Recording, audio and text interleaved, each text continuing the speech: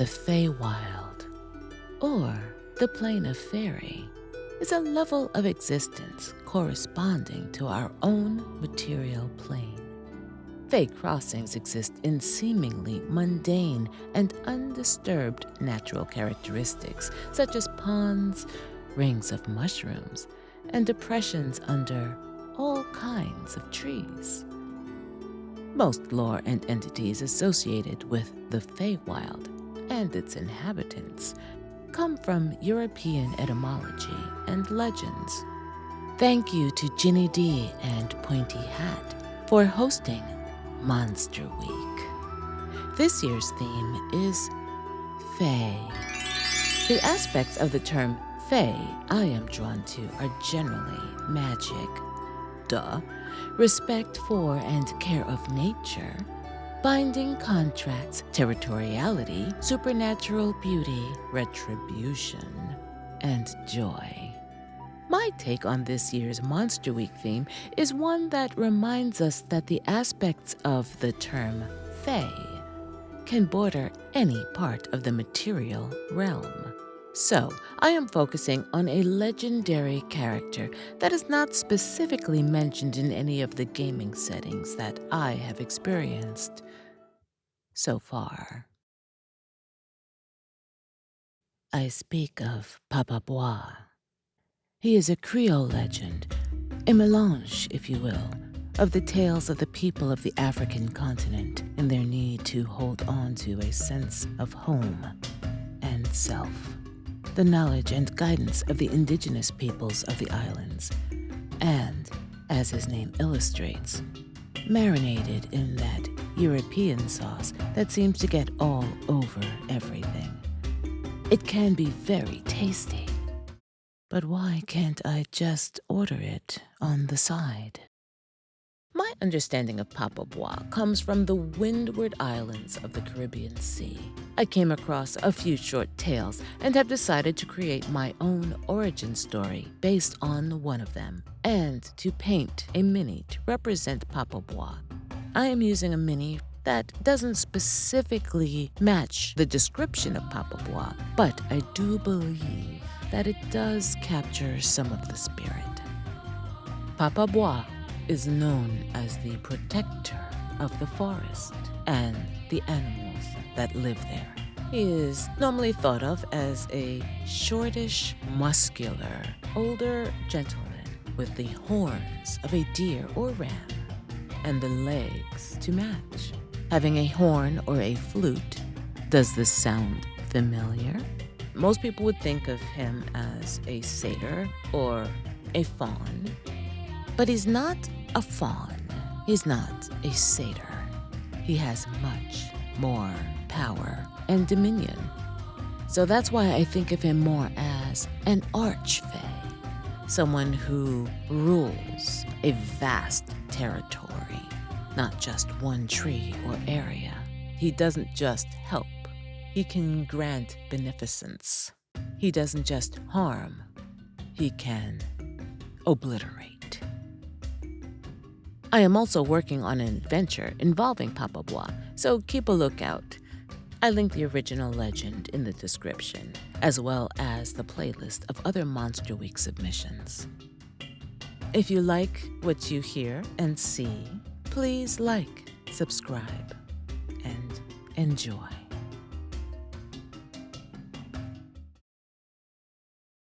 Crick crack, monkey breaky back for a piece of pamarak. Long ago, there was a mighty hunter who kept the bellies of his people and his village full with fresh meat every day.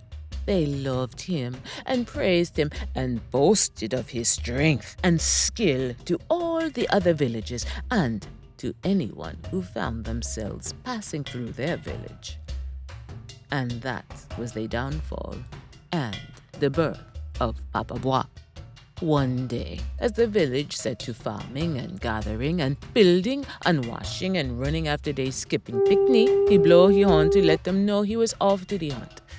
They clap and they call out, "Goodbye, hunter!" That was not his name, but No one knows it now. The fire will be hot and ready when you come back, so. Not too long after he left, some strangers passed through.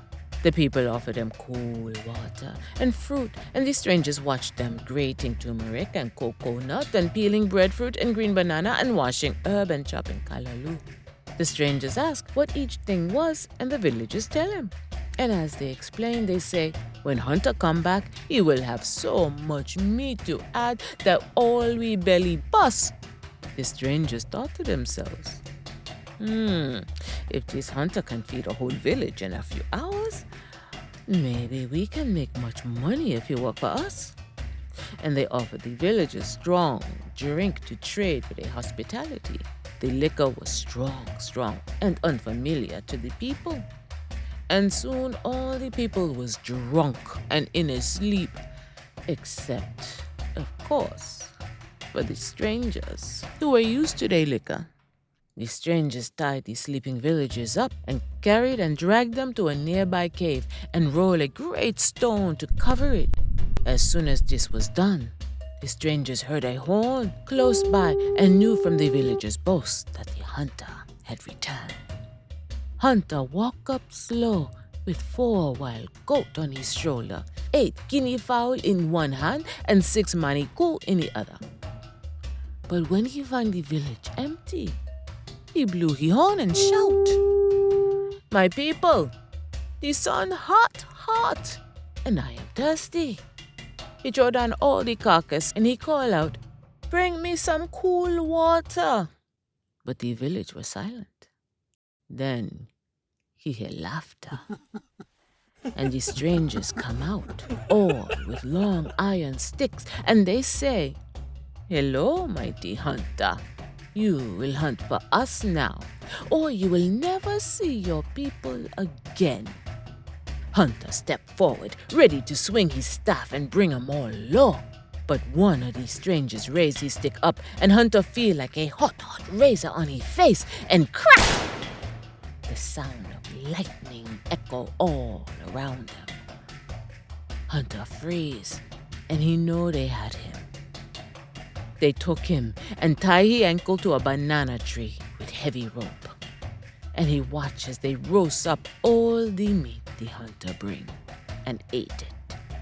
And the callaloo, and the breadfruit, and the dumpling, and all the food the people had prepared. The hunter cried for his people as the strangers slept and snored, full of all the good food.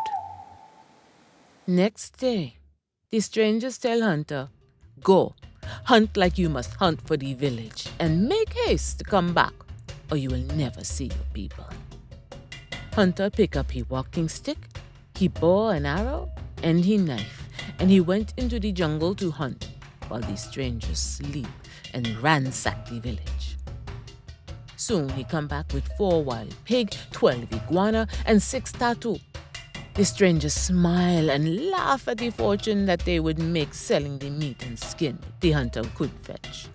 "Now, go back out and hunt like you must feed 2 village, and be quick." Hunter went out to the jungle and back to the village 4 times, each time taking more and more from the bush. And with each kill he sang, with water falling from his eye. The jungle were full, but the stranger never be. I sorry. As Hunter returned from his 5th hunt, dragging all the animal carcass behind him, he stumbled and fall down a ravine. There he heard the quiet cry of his people. He followed the sound to the cave, rolled away the stone, and there he saw all the people. They cheered and they sang. "Oh, Hunter, hunt for us, and he find us. He hunt and with freedom."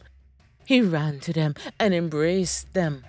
But he heard the stranger coming through the bush, so he told his people to wait.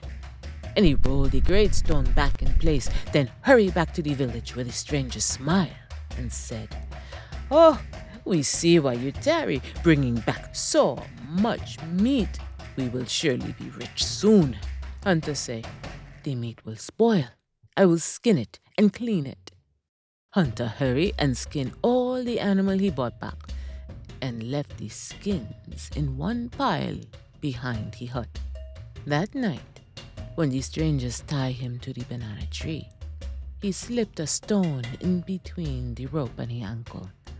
He again watched them roast and eat the meat he caught and the food they found about the village.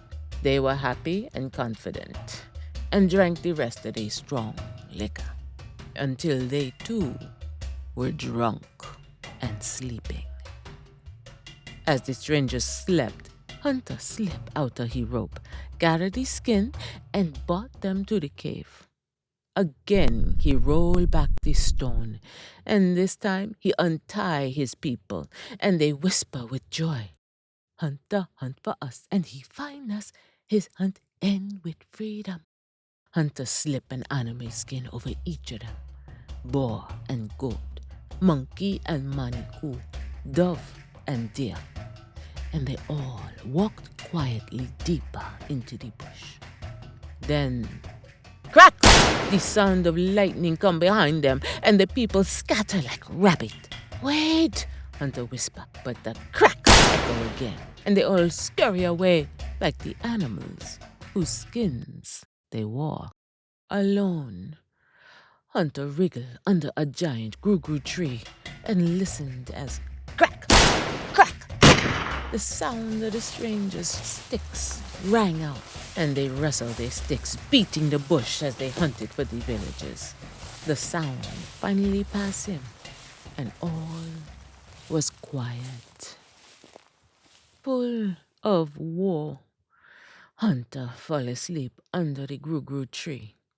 He pulled a great deer skin and a large goat skin over his head and his leg to keep him warm in the chill night. He dreamt all the animals in the forest had come to him. He asked each one, "Are you my people? Are you? Are you?" The animals did not run, but they did not answer. Then he said, "Then you are all my people."